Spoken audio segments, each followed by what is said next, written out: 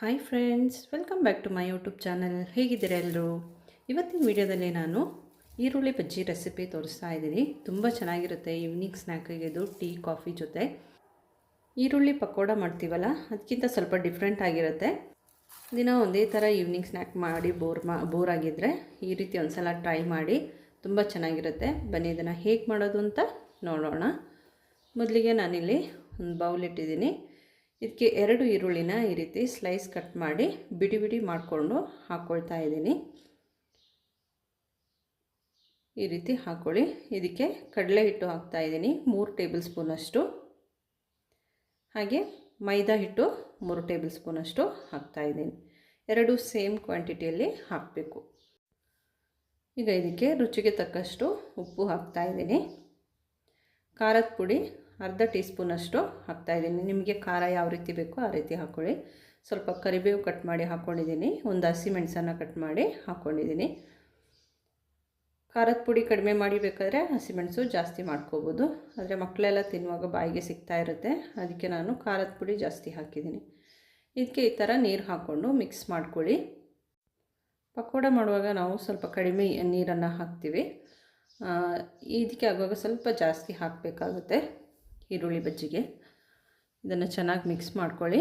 ನೀರು ನೋಡಿ ಹಾಕ್ಕೋಬೇಕು. ಒಂದೇ ಸಲಕ್ಕೆ ಹಾಕಿದರೆ ತುಂಬ ನೀರಾದರೂ ಕಷ್ಟ ಆಗುತ್ತೆ. ನೀವು ಈ ರೀತಿ ಮಿಕ್ಸ್ ಮಾಡುವಾಗ ಈ ರೀತಿ ಬ್ಯಾಟರ್ ಬರೋ ಹಾಗೆ ಹಾಕ್ಕೊಳ್ಳಿ. ಬೇಕಿದ್ದರೆ ನೀವು ಎಲ್ಲಾದರೂ ಕಡಲೆ ಹಿಟ್ಟು ಮೈದಾ ಎಲ್ಲಾದರೂ ಕಡಿಮೆ ಅಂತ ಅನಿಸಿದರೆ ಸ್ವಲ್ಪ ಹಾಕ್ಕೋಬೋದು. ಈಗ ಮಿಕ್ಸಿಂಗ್ ಎಲ್ಲ ಆಗಿದೆ. ಎಣ್ಣೆ ಇಟ್ಬಿಡೋಣ. ಮ್ಯಾರಿನೇಷನ್ ಏನು ಬೇಕಾಗಿಲ್ಲ, ಇದಕ್ಕೆ ಬೇಗ ಮಾಡ್ಕೋಬೋದು. ಎಣ್ಣೆ ಕಾಯೋಕ್ಕೆ ಇಡ್ತಾಯಿದ್ದೀನಿ. ಎಣ್ಣೆ ಬಿಸಿಯಾಗಿದೆಯಾ ಅಂತ ನೋಡೋದಕ್ಕೆ ಈ ರೀತಿ ಸ್ವಲ್ಪ ಹಾಕಿ ನೋಡಿ. ಈ ಥರ ಮೇಲೆ ಬರ್ತಾಯಿದ್ರೆ ಇದಾಗಿದೆ ಅಂತ ಅರ್ಥ. ಈಗ ಒಂದು ಸ್ವಲ್ಪ ಕ್ವಾಂಟಿಟಿ ತಗೊಂಡು ಅಂಗೈಯಲ್ಲಿ ಈ ರೀತಿ ಹಾಕಿಬಿಟ್ಟು ತಟ್ಕೋಬೇಕು. ವಡೆ ಥರ ತಟ್ಕೋಬೇಕು. ತಟ್ಬಿಟ್ಟು ಈ ರೀತಿ ಹಾಕ್ಕೊಳ್ಳಿ. ಈರುಳ್ಳಿ ಬಜ್ಜಿ ಅಲ್ವಾ, ಅದಕ್ಕೆ ಈ ರೀತಿ ಹಾಕ್ಕೋಬೇಕು. ಪಕೋಡ ಆದರೆ ನಾವು ಕೈಯಲ್ಲಿ ಈ ರೀತಿ ಬಿಡಿಸಿ ಬಿಡಿಸಿ ಹಾಕ್ಕೋಬೋದು. ಸ್ವಲ್ಪ ಸ್ವಲ್ಪ ಹಾಕಿದರೆ ಸಾಕಾಗುತ್ತೆ. ಅಂದರೆ ಇದಕ್ಕೆ ಈ ರೀತಿಯೇ ಹಾಕ್ಕೋಬೇಕು. ಒಂದು ಸಲಕ್ಕೆ ಎರಡೆರಡು ಮಾಡ್ಕೊಳ್ತಾ ಇದ್ದೀನಿ. ದೊಡ್ಡ ಪಾತ್ರೆ ಆದರೆ ಎಣ್ಣೆ ತುಂಬ ಇದ್ದರೆ ಜಾಸ್ತಿ ಮಾಡ್ಕೋಬೋದು. ಮತ್ತು ಆ ಎಣ್ಣೆ ವೇಸ್ಟ್ ಆಗುತ್ತಲ್ಲ ಅಂಥೇಳಿ ಸಣ್ಣ ಪಾತ್ರೆಯಲ್ಲಿ ಮಾಡ್ಕೊಳ್ತಾ ಇದ್ದೀನಿ. ಒಂದು ಸೈಡ್ ಆಗುವಾಗ ಈ ರೀತಿ ಮಗ್ಚಿ ಹಾಕ್ಕೊಳ್ಳಿ. ಬಬಲ್ಸ್ ಕಡಿಮೆ ಆಗ್ತಿದ್ದಂಗೆ ಈ ರೀತಿ ಮಗ್ಚಿ ಹಾಕ್ಕೋಬೇಕು. ಇದು ಗೋಲ್ಡನ್ ಬ್ರೌನ್ ಕಲರ್ ಬರಬೇಕು, ಅಲ್ಲಿವರೆಗೂ ಇದನ್ನು ಫ್ರೈ ಮಾಡ್ಕೊಳ್ಳಿ. ಈಗ ಇನ್ನೊಂದು ಕಡೆ ಅದೇ ರೀತಿ ಮಗ್ಚ್ತಾ ಇದ್ದೀನಿ. ಎರಡೂ ಕಡೆನೂ ಒಂದೇ ಥರ ಫ್ರೈ ಮಾಡ್ಕೊಳ್ಳಿ. ಇವಾಗ ಇದಾಗಿದೆ. ಇದನ್ನು ತೆಗಿತಾ ಇದ್ದೀನಿ. ಈ ರೀತಿ ಸ್ಲ್ಯಾಂಟ್ ಮಾಡಿ ಇಟ್ಕೊಂಡ್ರೆ ಅದರಲ್ಲಿರುವ ಎಣ್ಣೆ ಎಲ್ಲ ಕೆಳಗಡೆ ಹೋಗುತ್ತೆ. ಆಮೇಲೆ ಒಂದು ಟಿಶ್ಯೂ ಪೇಪರ್ ಹಾಕಿರುವ ತಟ್ಟೆಗೆ ಹಾಕ್ಕೊಳ್ಳಿ. ಈಗ ಪುನಃ ಹಾಕ್ತಾ ಇದ್ದೀನಿ. ಟೋಟಲಾಗಿ ನನಗೆ ಇದರಲ್ಲಿ 7 ಈರುಳ್ಳಿ ಬಜ್ಜಿ ರೆಡಿಯಾಗಿದೆ. 3 ಜನಕ್ಕೆ ಆರಾಮಾಗಿ ತಿನ್ಬೋದು.